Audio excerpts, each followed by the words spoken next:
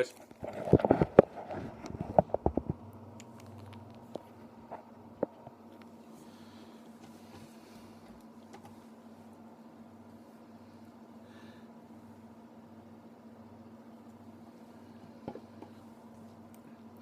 All right, we're going to wait just a few seconds to let a few more people jump on here.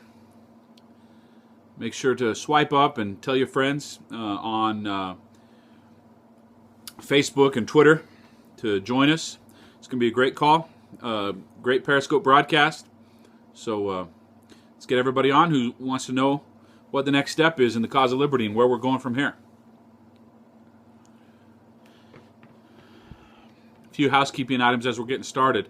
For those of you who want to visit, as you know, over the last week or so, we've been getting so many new people on our Periscope broadcast. A lot of the comments have become a bit hard to manage. And so for tonight and for now, if you want to leave comments, the best way to do that is to use Facebook and send me a message using Facebook Messenger. If we're friends on Facebook, you can just message me directly, or you can go to the Rick Kerber Free Capitalist fan page there, and you can send messages there. And I will be checking the Facebook Messenger and the messages on the Free Capitalist fan page. So if you've got comments, questions, or ideas, that's the best way to chime in tonight. So hang tight. Good to see a lot of you joining. We'll get started here with the presentation momentarily.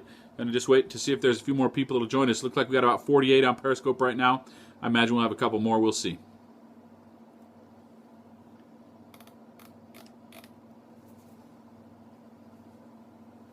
You can, in the meantime, you can see I'm suffering for the cause of liberty. That was me falling down the 13 principal stairs here at Liberty Reef.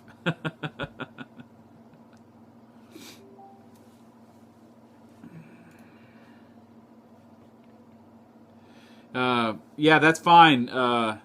Andrew, I got you just fine. Either one. The Free Capitalist Project page, you can leave messages there too. It's better than my Rick Kerber page. So, look, if you send me a message on Facebook, I'll check all of them before we're done tonight. So, no, not yet.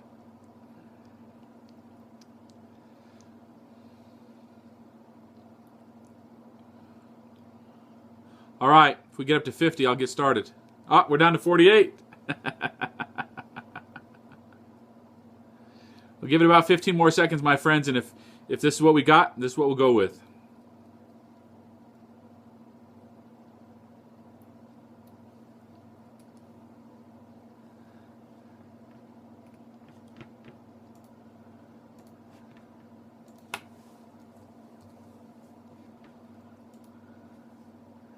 All right. Well, we lost one of you. So, listen, my friends. I know I sent out some messages that starting yesterday that said we're going to make a major announcement tonight, and I'm not the kind of person who likes to say that just to get attention. Tonight, I intend to share with you something that we've been building up to for quite some time, and with the dramatic events unfolding up in Oregon and whatnot, and a lot of the conversations and things that have been happening with the Free Capitalist Project and me directly, conversations we've been having with elected officials, with people in the legal community, with some of the people tied to the situation up in Oregon, but also some of the people that are just actively engaged throughout this country fighting for liberty. It's time to embark upon a new course. And I know there are a lot of you who are participating tonight who know me and know who I am, but there are a lot of you who don't. And as this gets recorded and shared on Facebook and on the web and in other venues, I want to make sure that those of you who hear my invitation tonight understand both of its sincerity and genuineness and of the passion and determination behind this plan that has been in the work for quite some time. So for those of you who know me, I'm going to ask you a little bit of indulgence tonight, because I'm going to give you a short introduction to how we got where we are and why I'm the one sharing this message with you. But to just start off with out of the gate, let's be clear what I intend to talk about tonight with you and the invitation I intend to extend to you. And this is for the Free Capitalist Project and those associated with us and those who are actively involved in advocating for liberty and freedom, socially, politically, etc. This day, this night, marks a turning point. It is a very important night. Now, you're not going to see any flashy graphics or videos or entertainment. You've seen that we've been experimenting with some new technology on our Periscope broadcasts the last couple times. But tonight it's just going to be me and you. I have thought about this a lot. I've been preparing for this particular presentation for the last 2 days. And I'm not going to be reading to you from a script. I'm not going to be showing you other resources. I'm not going to be quoting to you. I'm just talking directly from my heart and my mind to you. And I recognize that this is real time out of your life, and it's real time out of my life. And it is a miracle, through the miracle of this technology, that we're able to talk live, and we're able to capture this and then share it with our friends and associates on social media and other venues from tonight forward. Now, again, if you missed the very first part of this call, although I'm going to be doing the talking, if you've got comments, thoughts, or ideas, you have a unique opportunity to influence the discussion here tonight. And if this video gets distributed broadly and accepted widely, you could have tremendous influence on making sure your questions get answered, your thoughts get expressed, and your ideas are put at the forefront. The best way to reach out to me during this broadcast tonight is to use Facebook. You can go to the Rick Kerber page on Facebook if you're my friend, my Facebook friend, or you can go to the Rick Kerber Free Capitalist page on Facebook, and you can leave messages there. I'll be checking those periodically, and I'll be answering those questions, etc. So that's the way to get your questions answered or your ideas addressed. Now, let me give you just a little bit of background of tonight's conversation. I know that some of you are preparing to go to Lavoy Finicum's funeral tomorrow in southern Utah. Some of you know I've been talking about that for some time, and Lavoy's tragic murder and ambush is an example, a case in point as to something seriously wrong in the United States of America. And if you're on this broadcast and you're listening to me, my presumption is that you know something about that you know something or you feel something about something that's wrong in the United States of America. Clearly, the United States of America has a history where there is much right. And clearly, people who love America celebrate America's virtues, both the virtues from our past and the virtues from our present and the hopes for our future. I understand that. But I'm not campaigning to be president. I'm not campaigning for any office. I'm not trying to win any votes for popularity tonight. I'm trying to speak to you soberly and realistically. Some of you know that I gave a presentation last week where I talked about what it means to be a leader in the cause of liberty. And there are too few leaders in the cause of liberty. And when men like Lavoy and Ammon Bundy do step up and lead, they are often met with cynicism and criticism and naysayers, even from our own camp, people who love freedom and love the Constitution of the United States. I understand that. I'm no prude when it comes to engaging in this debate, and I'm no inexperienced person when it comes to dealing with criticism. Neither are you. If you're on here and your heart is in this, you probably have stuck your neck out a time or two for liberty, and you know something of what I'm talking about. So I'm not here to make everything sound nice and fancy, and I'm not here to entertain you at all. Matter of fact, tonight's presentation is going to be in depth, and we're going to talk about some things and answer some questions very directly that are being put to me and to other leaders in the liberty movement all the time, but very few people ever directly answer them. Tonight I'm going to do my best to directly answer you on some of the most important questions for the cause of liberty here in the United States of America and as it spreads abroad across the globe. Now, just to create some context, this presentation is not for Republicans. It's not for libertarians. It's not for Democrats. It's not for members of the Independent American Party or the Constitution Party. It's not for 3%ers or for patriots otherwise. It's for all of them. It's for all Americans. It's for those who understand, and there aren't as many as we would hope. This is for those who understand that there is a cause, the cause of liberty, and that it requires intellect, morality, conviction, fervor, passion to advocate for a free society. And the society that most of us have been trained, taught, and educated to believe in, as we look around in the world, we see it doesn't exist. We see that America that Ronald Reagan called the city on the hill, and that so many other people have called the last best hope on earth, the ideals and the vision that many of us grew up having and the patriotic feelings that many of us grew up having are being confronted by some very stark realities. I watched a video just recently of Lavoy Finicum talking about a dark storm cloud covering our land. And that is true. There is great opportunity here and tremendous potential.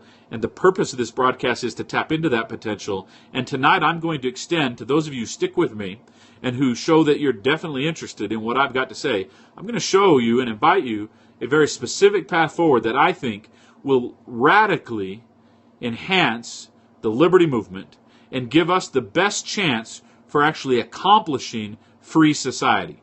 You see, many of us have been involved politically, socially, economically, etc., in trying to do good and trying to rally our friends and neighbors and trying to make a difference in the world. But sadly, we are on a trajectory in the United States. And that trajectory is away from liberty, and it has been for some time. And you know that. If you're on this call tonight, you know that. And if you're on this broadcast, you're looking for a reason.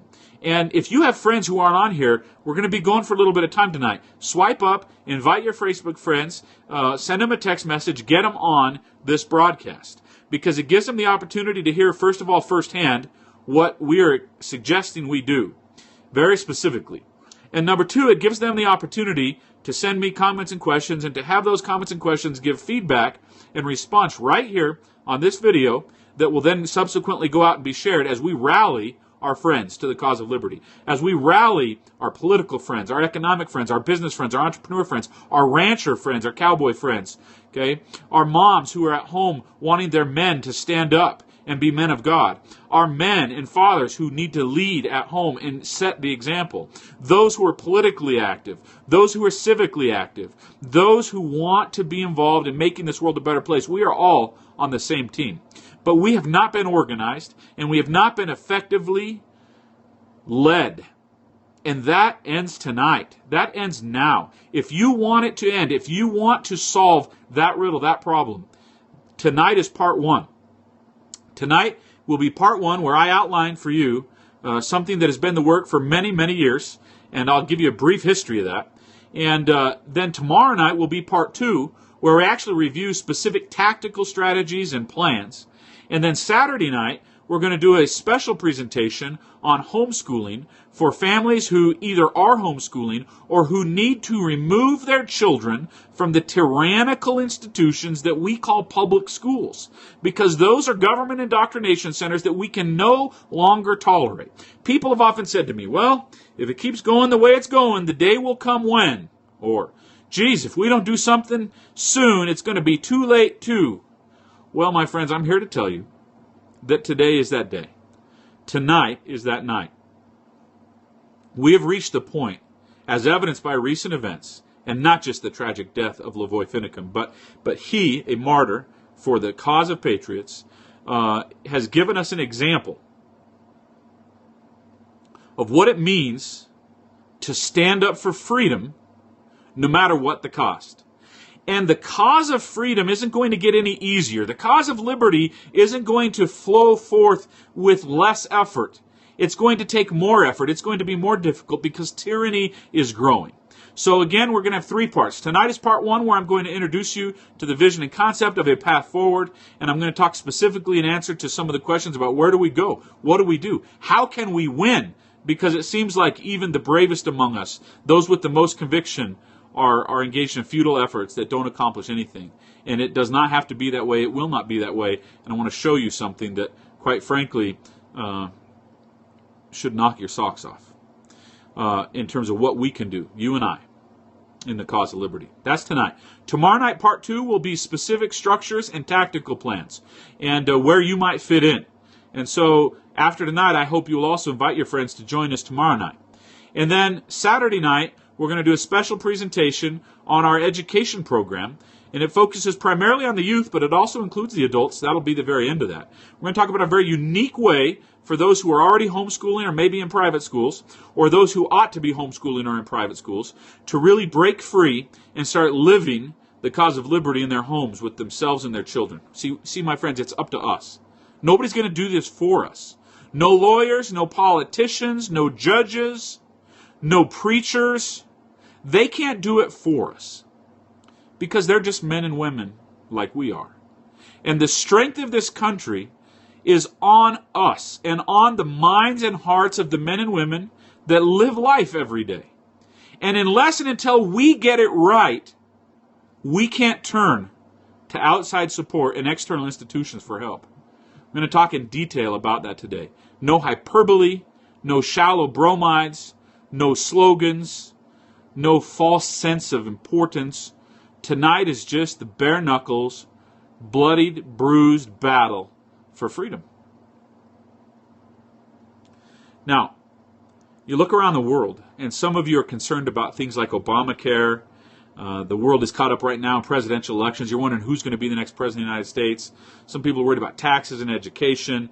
I know there's a lot of talk about, just recently in the news, our Secretary of State, Kerry, is admitting that these billions of dollars we're sending to Iran are also going to be used to fund state-sponsored terrorism. He admits that.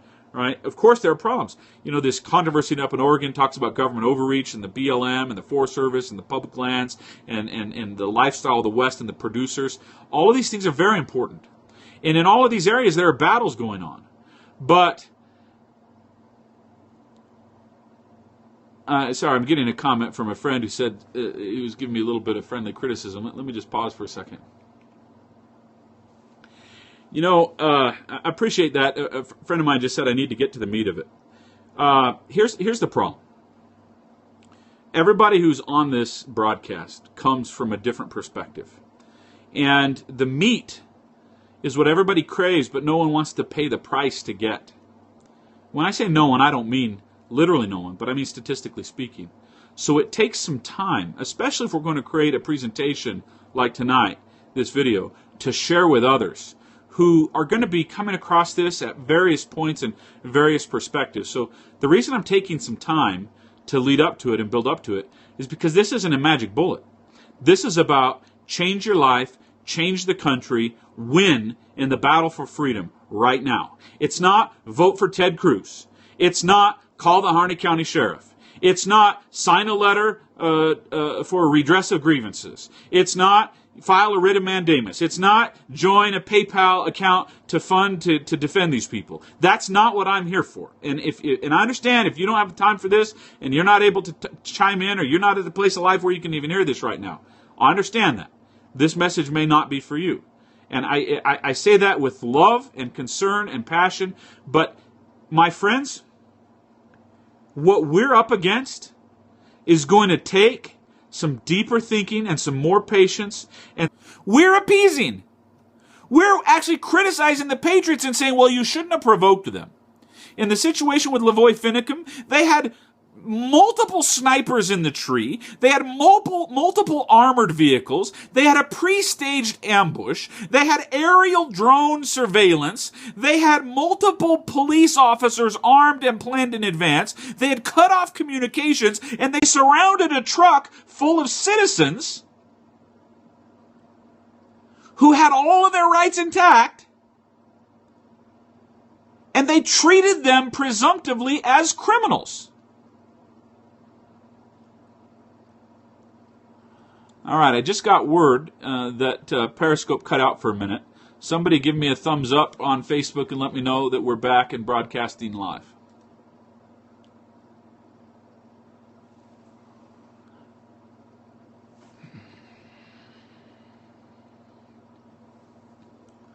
So I got a comment from one of our viewers here, and he says some of us have done things for a long time without the permission of the government.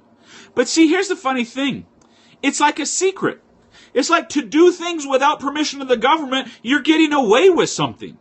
I know. I've got friends who are married, but they don't have a civil marriage license. And it's like we think we need the legitimacy of the government to stamp us on our forehead and say, approved by US of A. That's not America. That's not freedom.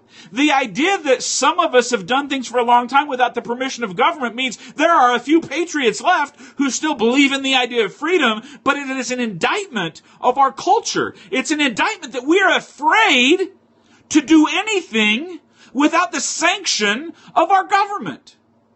That is not freedom. That's why we are at war. And that's why the battle plan that I lay out tonight is an invitation to each of you personally to stop living in the shadows.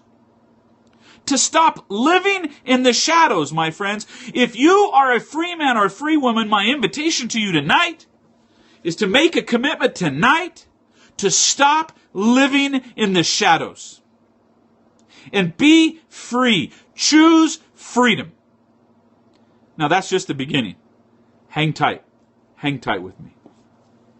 Now, what happened in the New Deal, and for about a 30-year period of time, a 35-year period of time into the Great Society period, is literally the American trajectory changed towards socialism, collectivism, tyranny, statism, totalitarianism. Now, we're not there. We haven't reached the destination.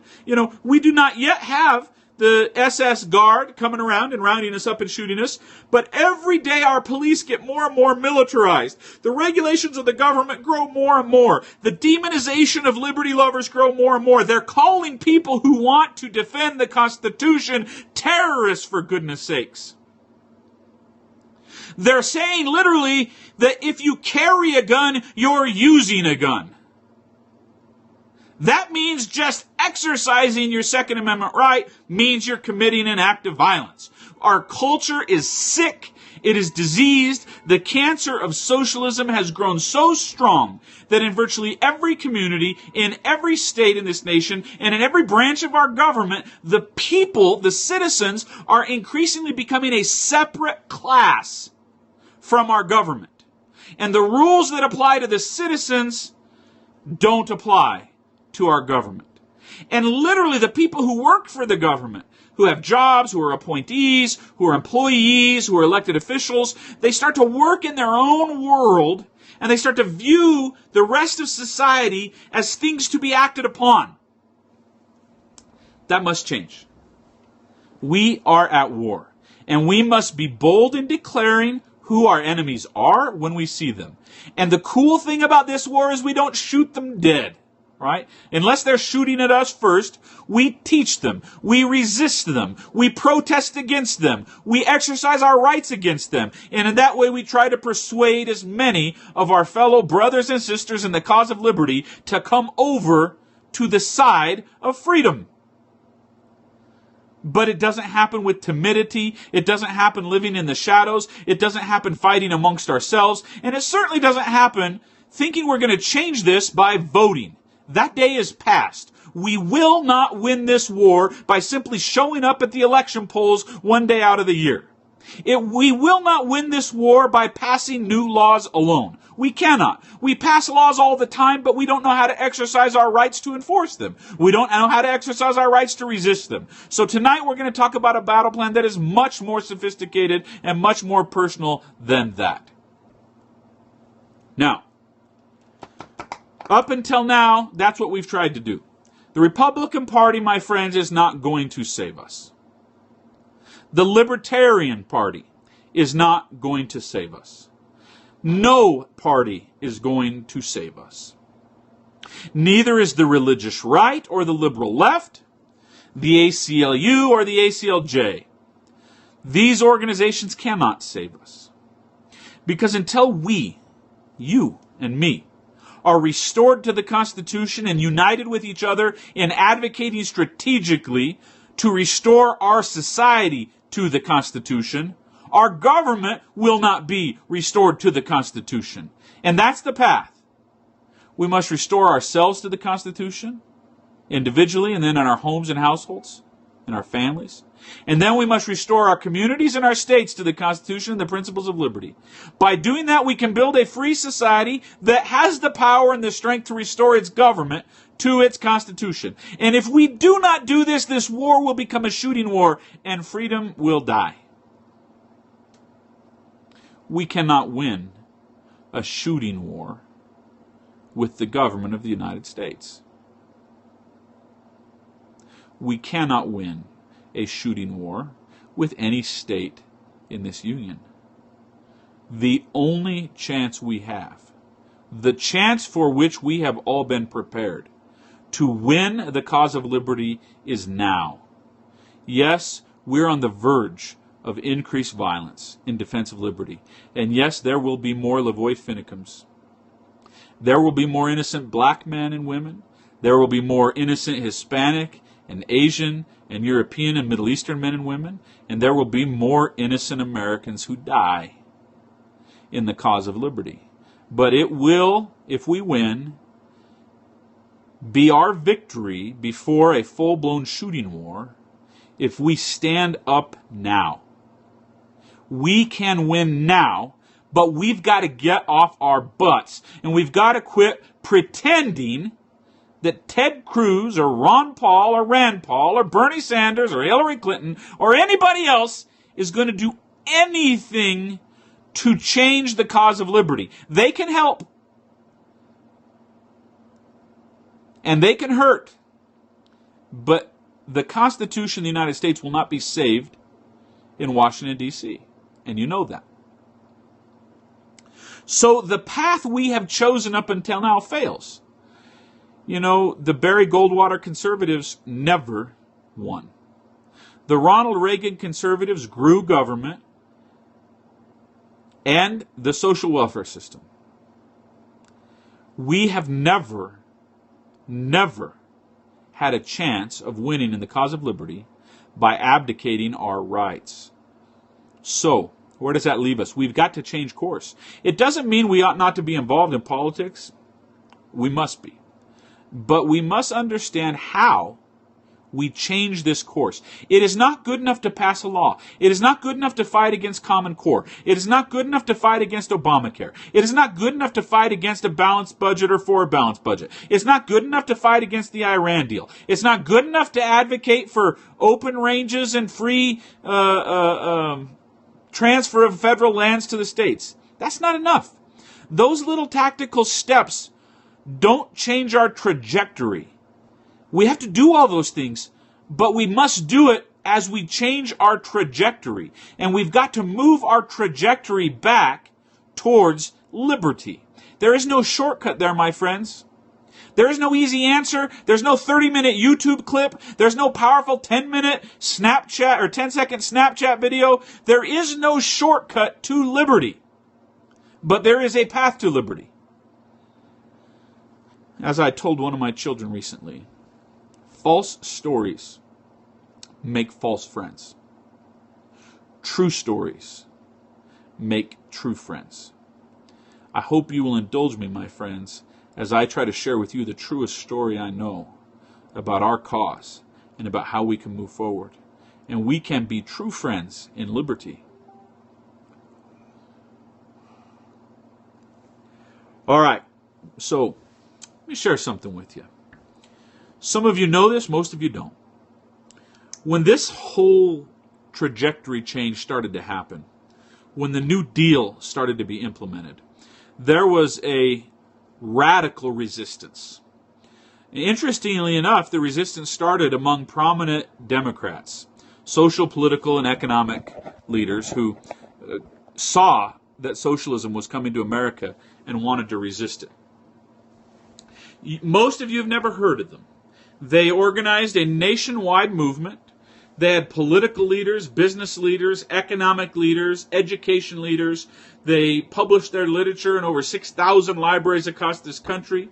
They created a membership base of worker and businessman and politician. They advocated and had a voice that was unlike any other in resistance to this New Deal. And they explained over and over, principle after principle, what was happening in America. And what they said was, this isn't just a small step in the wrong direction. They said it wasn't just a small change in the life of America. They said actually it had re-altered America's trajectory, and they fought it. And that organization was targeted by the United States federal government and the Roosevelt administration. Those leaders were targeted like the IRS has recently targeted Tea Party members. Brutally, unfairly, unlawfully, and unjustly. They threatened their businesses, they threatened their families, they demonized them in public, and they harassed them and came up against them with legal challenges and with brute force.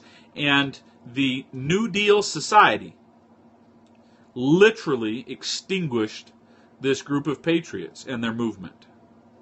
That group of patriots had organized a movement called the American Liberty League. Some of you have heard me talk about the American Liberty League and know that early last year we acquired the intellectual property from the American Liberty League that has survived these now almost 100 years, about 75 years. Thousands and thousands of pages of newsletters and notes and planning instructions and strategy meetings and publications and political agendas. We acquired all of that. And I told many of you that we were going to be relaunching the American Liberty League. We even for a short period of time had a private membership called the American Liberty League. Well, I'm here to announce tonight that it is time to reconstitute the American Liberty League. Those original patriots who stood against the socialization of America from the beginning. In their very last call to arms and call to action, they published a bulletin that I'll be republishing on freecapitalist.com, wherein they said, the tools of communication and organization do not yet exist that will allow us to maintain our organization and resist and correct what is happening in America. So they said what they were doing with their last resources. They notified all of their members that they were making copies of all their material and distributing a collection of their entire material and what they'd learned, and they were depositing it in libraries strategically across the country, public libraries and academic libraries and educational institutions. And they were going to place what they had done, they said, in the historical vault, and it was going to wait, and it was going to have to wait for a future time when the tools were available for free men and women scattered across this nation who could then organize themselves in a tactical and effective resistance to literally overthrow the tyranny of socialism. The main strategy of our newly constituted American Liberty League will be what I call lawful insurrections. I'm going to explain to you in a little bit about what I mean by lawful insurrections, and I'm going to invite each of you, and I am inviting each of you, to join with me in carrying forward a deliberate plan of lawful insurrections that can literally bring the present-day tyranny in our federal, state, and local governments to its knees as we restore free society. Now, I know that's a bold statement. Some of you who know me know that I've been working on this for some time, and that it hasn't just been my idea. Just like the American Liberty League being reconstituted, we're picking up where a generation prior, a prior generation of patriots, we're picking up where they left off. And we're taking the blood and sweat and tears of their generation, and we're picking up that baton. Interestingly enough, Jefferson predicted this. Jefferson even said at the end of his life that to complete the revolution of liberty, to complete the work of America's founders, the spirit of liberty would have to catch up and motivate a new people in a future time who would finish the work of the founders. That's what we're doing. And as part of that, tonight, as I've mentioned, we are announcing the reconstitution of the American Liberty League. Everybody asks me, Rick, what do we do? They killed Lavoie. What do we do? They passed Obamacare. What do we do? We elect them to Congress and they betray us. What do we do? We campaign for them. But nothing happens. What do? They're coming after my mother unrighteously. What do? They're coming after me unrighteously. What do? I need a lawyer. I need help. I need all these things. What do? Everybody says to me, what do? I'm mad. What do? Well, this is what we do. This is actually 1/7 of what we do. This is the first step for you and I tonight, is we reconstitute the American Liberty League and we engage in a deliberate, strategic path of lawful insurrections. And we stir up the other lovers of liberty and rally them to our cause to also engage in these lawful insurrections that will literally root out and bring tyranny down to its knees.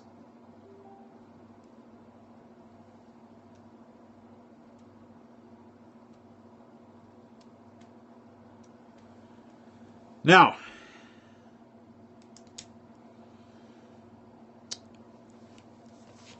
I'm just looking over my notes and make sure I don't skip anything before I talk to you about what this looks like.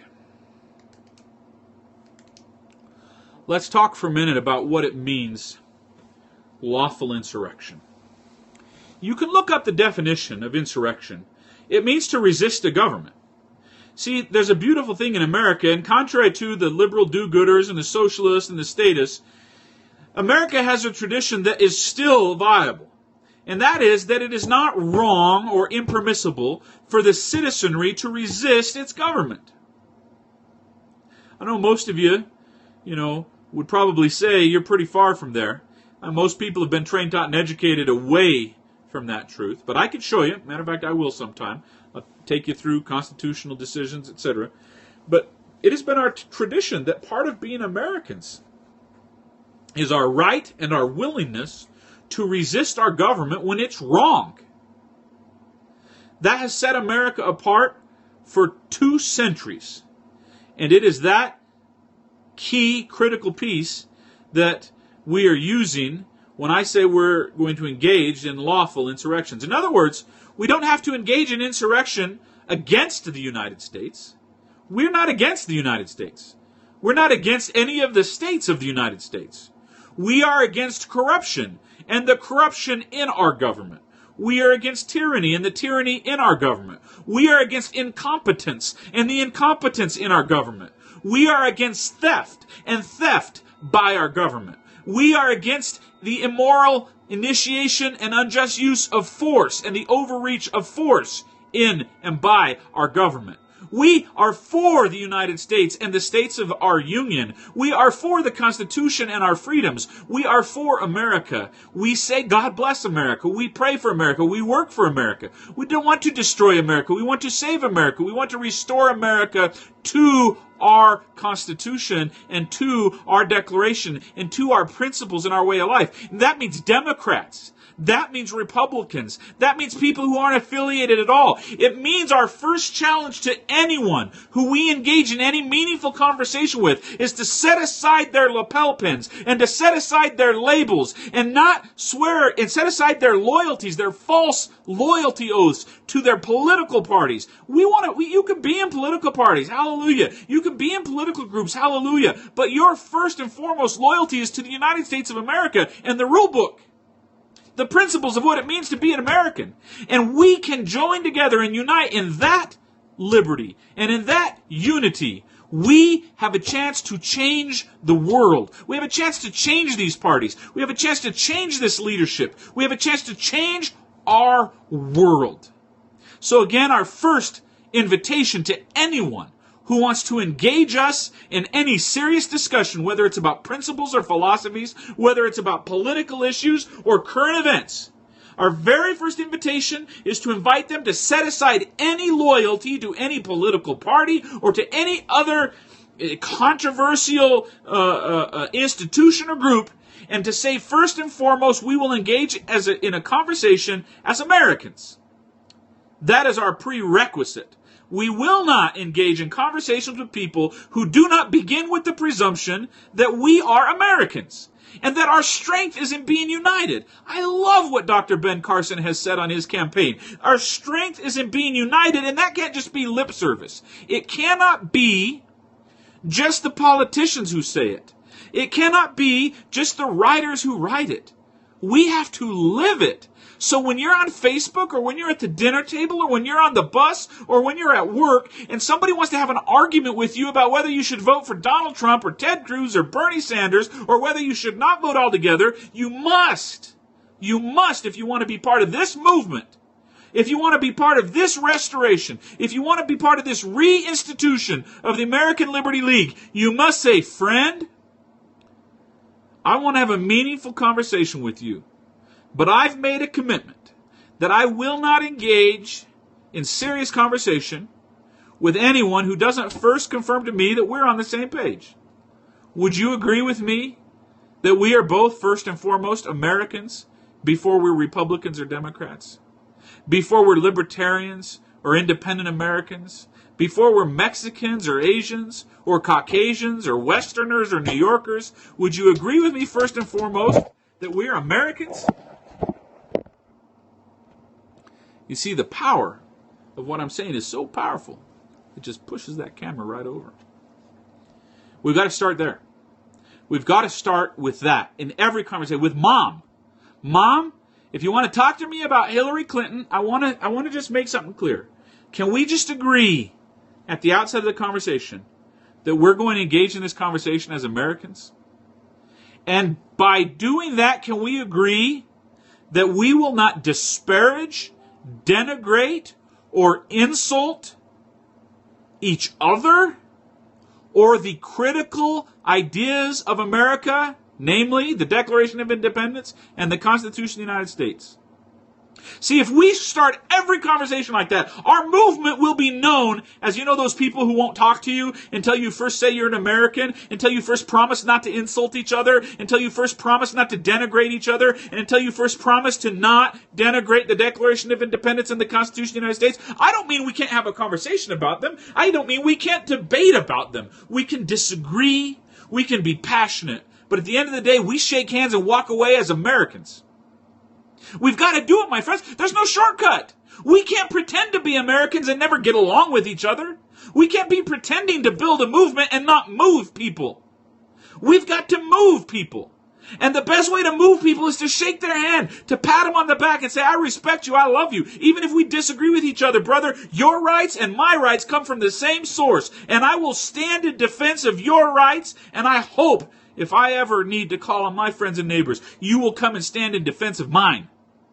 We have to do that. We have to do it over and over and over again. We have to do it on Facebook. We have to do it on Twitter. We have to do it in our personal conversations. We must do it. Now, what do I mean by lawful insurrections? Here's the first thing I mean. We can divide lawful insurrections into three categories of actions. You see, there are people who talk about freedom. There are people who talk about the Constitution, and then there are people who are willing to do something. Okay? If you want to be part of the reconstituted American Liberty League, you have to ask yourself, look in the mirror. Am I willing to do? And you might say, but I'm already doing things. I understand, but that's not enough, is it? Because if we all keep on the same path we are on today, the trajectory doesn't change. Take all the good that you're doing. I know, you're religious, you're faithful, you're raising your family, you're doing all those things. I got to tell you, I had a great conversation with a friend recently, and I'm gonna cover his identity a little bit because I don't have permission to reveal the source of this. But I had a conversation with a friend and his wife, and they were inspired to do something pretty bold along the lines of what we're talking about. And he got pretty consumed by it, and he was engaged very deliberately in some action.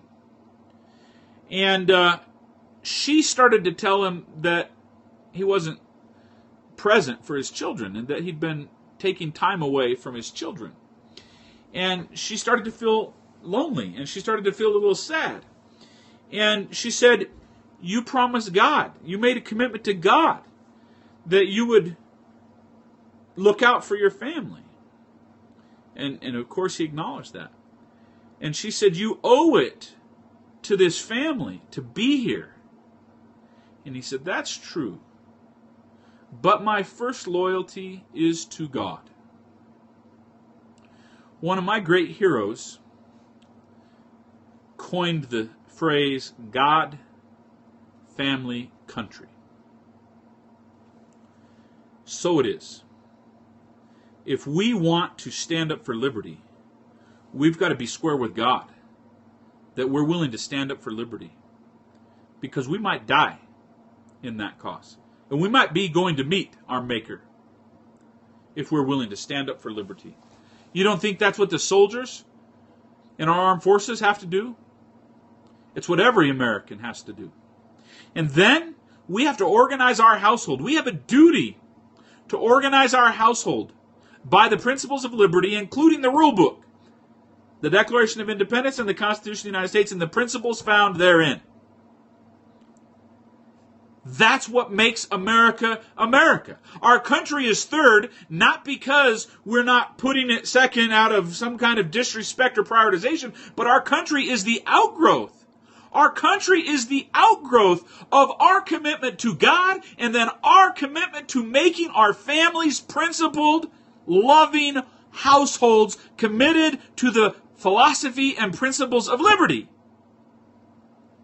If you don't do that, you are our enemy. If you are not willing to commit where you stand before God and where you stand with your family in the cause of liberty, you cannot help build America. You're destroying America, because the idea of America is that despite our different religions, despite our different politics, despite our different backgrounds and cultures, we come together on that three-legged stool of our commitment first to be accountable before God, which requires we place liberty at the top of our list, and then our commitment to our families and our households, so that we don't turn to outside governments to rule us. We don't turn to outside institutions to govern our homes and households. We own that. You want to know why, and we don't have time to talk about this, but you want to know why there is so much controversy about family values in America today? You look at the core of every major challenge politically related to family values, and what there is there are two forces. One undermining the ideas of mother and father,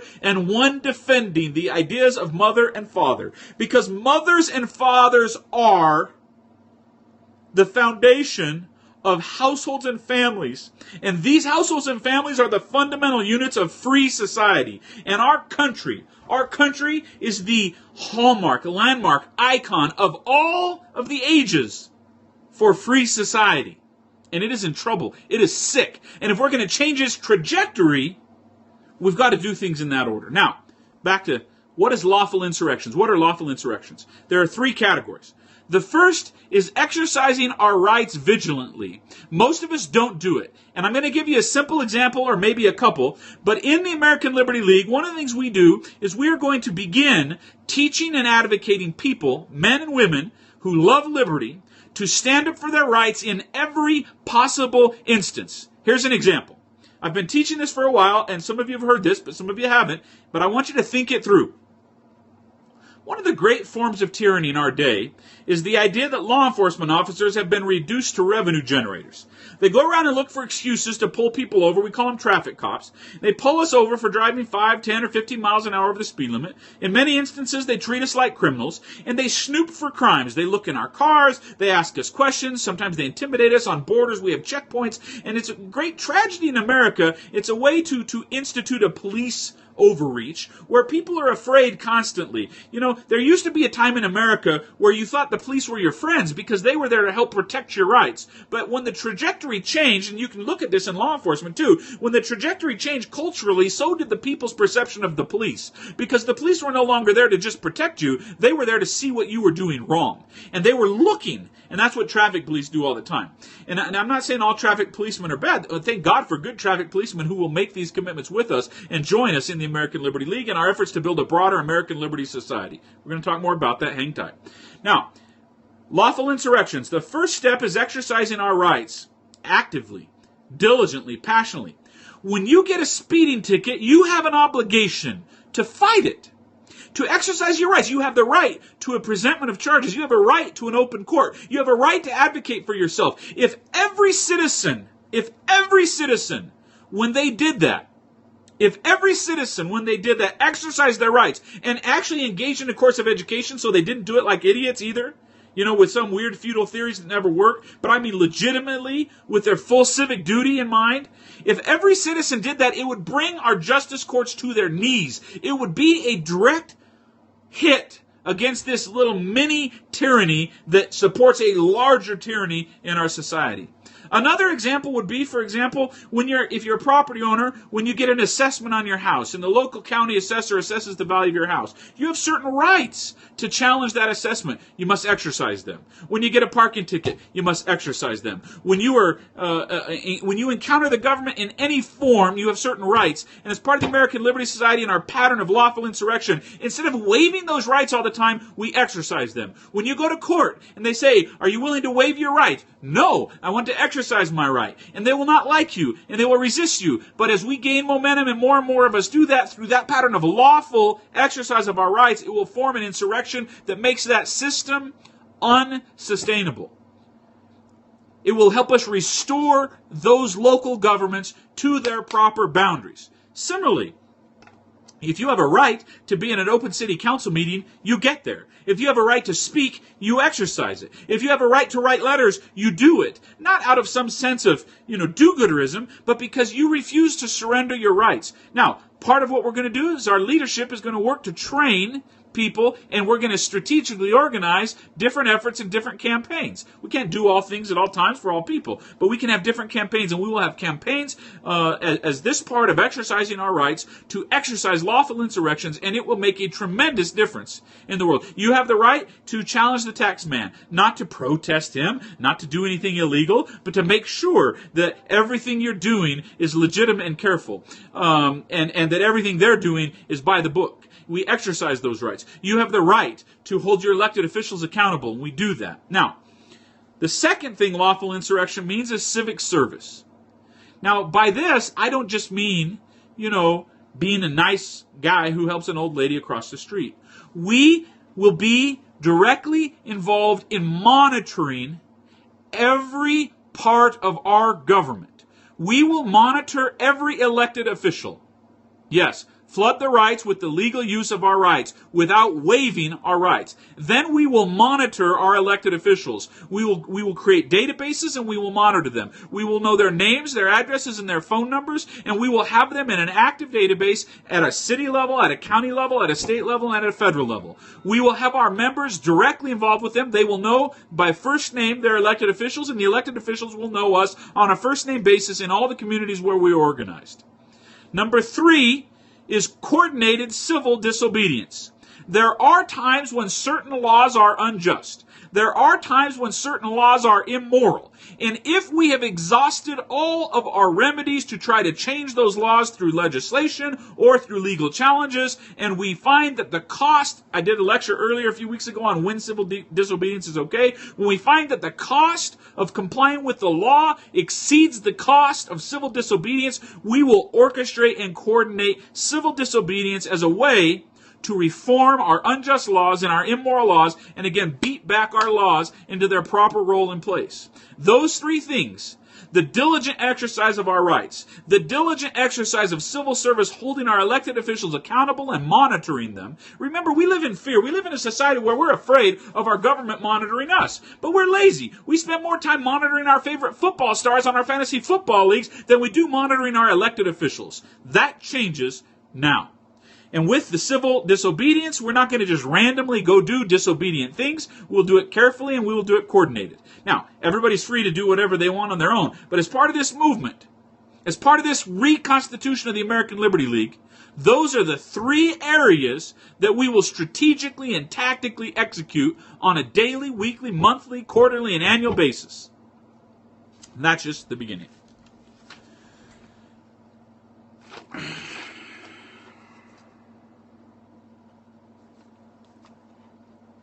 I've been going for a little while. Part 2 tomorrow night is I'm going to outline the detailed structure of the American Liberty League and where it fits into a broader coordinated activity of our families and our communities. I want you to please build this call up. Let's double our numbers. Let's get the word out on this. Let me end tonight with a call to action and an invitation. As of right now, February 4th, 2016, I'm putting out a formal call. We are looking for interim presidents for our chapters in every state in the United States. We need an interim chapter president who will be appointed until there are 1,000 members of the American Liberty League in your state. Now, we may ultimately divide states into multiple chapters, etc.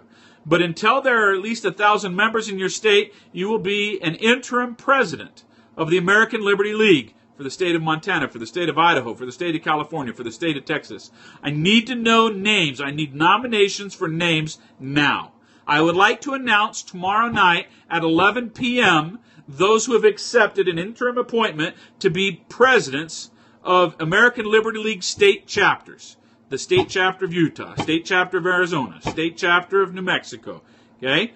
I want you to please send me a message on Facebook with a description of why the person you're nominating would be a good chapter. I would like to have at least the first 10 state chapter presidents interim chapter presidents. The reason they're interim because they haven't been elected by the members. We've got to build the membership, and we're going to have a plan, a tactical plan, and I'm going to be working with those state chapter presidents on how we do that. Now, this is a real invitation, my friends. If you want to nominate yourself or if you want to nominate someone else, we are reconstituting the American Liberty League as part of our broader American Liberty Society efforts. Yes, you can nominate yourself. You cannot, if you nominate someone who doesn't want it, it's not going to work. When you nominate them, here's what I need. I need a way to contact them, and I need permission to contact them immediately, because I will be working all throughout the day tomorrow to interview and appoint those interim presidents. Do you hear me? We've got to move. We've got to do. Enough dilly-dallying. I want the first 10 interim chapter presidents for the American Liberty League. Then I'd like to get up to 50 within the week. We have people who have been listening to Free Capitalist Radio and who have wondered what to do to stand up for freedom for a long time. I'm not selling you anything. I'm not giving you any curriculums or courses. That all comes as part of education and other things when you want, if you want, how you want. Tonight, I'm calling out patriots. I'm calling out people who say, I want to stand. I don't care if you're part of other organizations. I hope you're effective. I hope you're committed. I hope you're a man or a woman of integrity. Now, I am not... Okay, let me answer some questions. I've got some questions coming in. The first question is, can people nominate themselves? Yes. The next question is, can I give a list of what to share? No, you can share this video. Okay? People can watch this video. It'll be available on Periscope for 24 hours. I'll crop it down. It'll be on freecapitalist.com in the near future. So if people want to know what we're doing, you can create your own bullet point list, or you can share this video. I'm going to be busy interviewing and coordinating and appointing these interim state presidents. I need a state president for each of the first 10 states. And it's going to be up to you, my friends. There's a reason you're on this call. It's not an accident. It's not an accident. If you're within the sound of my voice tonight, there's a reason. You either believe that God plays dice with the universe, or there's a reason. I invite you to consider that either you or someone you know is ready to lead. Now, someone asked if I'm going to be the leader of the Utah chapter. No. All right. Next question. I answered that. All right. Let me see. Next question.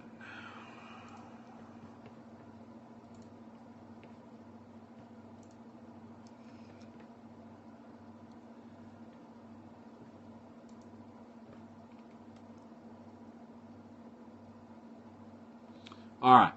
Now, I've answered all the questions that have come through here. My friends, there is a lot to do. One of the reasons why the first step I'm doing tonight is putting a call out for leaders is this is not a one-man project or a one-man show. These broadcasts are not radio shows for your entertainment. These broadcasts are not, you got Rush Limbaugh, Sean Hannity, or any of the alternative media people. Go listen to them if you want that. This is about building a movement. We are building a movement. The American Liberty League is 1/7. But it is the political piece. It is an essential piece. We need good men and women who will be leaders. Please contact me. Send me a message on Facebook or via email with nominations for the state chapter presidents. Then, before I give you some closing remarks, please spread the word. Have your liberty-minded friends join us back here tomorrow night at 10 p.m. Mountain Time. Tomorrow night we're going to go through the structure and the tactical plan on what you can do, how you can start doing this, how you can start being involved. What does it mean to be a member of the American Liberty League? And then spread the word about Saturday, particularly for moms who are homeschooling and moms and dads who have private school or homeschool commitments, or people who want to but don't know how, don't have the money, don't have the time, are afraid. You've got to get our children out of these government indoctrination centers. And if you're not ready to pull your children out of public school for different reasons, and I understand that, you have double the incentive because you have got to make up for the damage that's being done. And the program we're going to show you for the youth, we've been talking about now for almost a year and a half, maybe 2 years. It can literally vaccinate your children, if you will, from the horrible influences in the government school system. So if your kids are going to government school, you've got to supplement it. You've got to take ownership for their education in your home. So that's Saturday night at 10 o'clock. Somebody says, well, why so late? Well, my friends, it's late for you, but it's early for others. This is the time, and this is the place. And people have said, well, when, if, maybe someday. I'm telling you, if it's not us, then who? If it's not now, then when? For me, my message to you is it's right now. In this war, we will now engage. And we will engage seriously. If you think a protest of a few hundred people up in Oregon has shaken the tyrants, you wait until you see the work of the American Liberty League and the American Liberty Society. Final words of thought.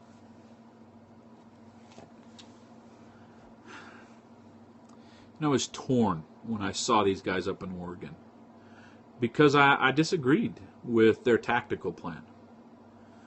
But as I watched them and I listened to a man like Ammon Bundy speak calmly and passionately in defense of his position, and then as I went up and witnessed with my own eyes, I said to Ammon, I said to Ryan, his brother, and I said to Lavoy, all separately, interestingly, I said, it's impossible to me that you guys believe what you believe and love what you love, and we don't know each other. And we're not best friends. Because I see your heart, I share your goals, and I'm your brother. And I will not fight against you. I will try to persuade you where I think you could up your game or change your course. But as I did that and as I talked to them, it became obvious to me that I could no longer delay getting back in the game myself and using the time and talents and gifts that I have to rally my friends and my brothers and sisters. My friends, I tell you, with all of the sincerity I have, that the invitation I've extended to you tonight is serious and genuine and real. And I hope you will consider it in that spirit and come and join. Come and join with Jewel and I. Come and join with the Free Capitalist Project. Come and join as we now reconstitute the American Liberty League and finish the work of the founders. We can win. Not only can we resist tyranny, in less than a generation, we can complete the work of the founders. We can create the rest of free society. Most people won't believe that. Most people will think that that sounds far-fetched, because most people have been trained, taught, and educated into a world where they are slaves, where they beg for permission and acknowledgement and authority. But if you're listening to me, you have authority and rights. You were endowed with these from your Creator, and we can voluntarily choose to work together and build a movement that can sanction and complete the work of our great founders. We can be fathers of liberty and mothers of liberty. We must be, because there is no more time. Tyranny is not getting weaker. We can win. Spend some time. Think through what I've shared with you tonight. Look past the petty and the divisive. Shut the door on the negative and the destructive, and allow yourself to remember for a minute the hopes and dreams you have for the United States of America. I love this land, and I love our country, and I love the rule book. I believe it's God's rule book. And I believe whether you are a Muslim or a Jew, or an atheist or a Christian, or just lost, your rights and my rights come from the same place. And I will stand shoulder to shoulder with you as we build this movement and as we lead forth in the cause of liberty. We need men and women all across this land to join with us. That's my invitation to you. I'll see you tomorrow night at 10 o'clock. Bring a friend.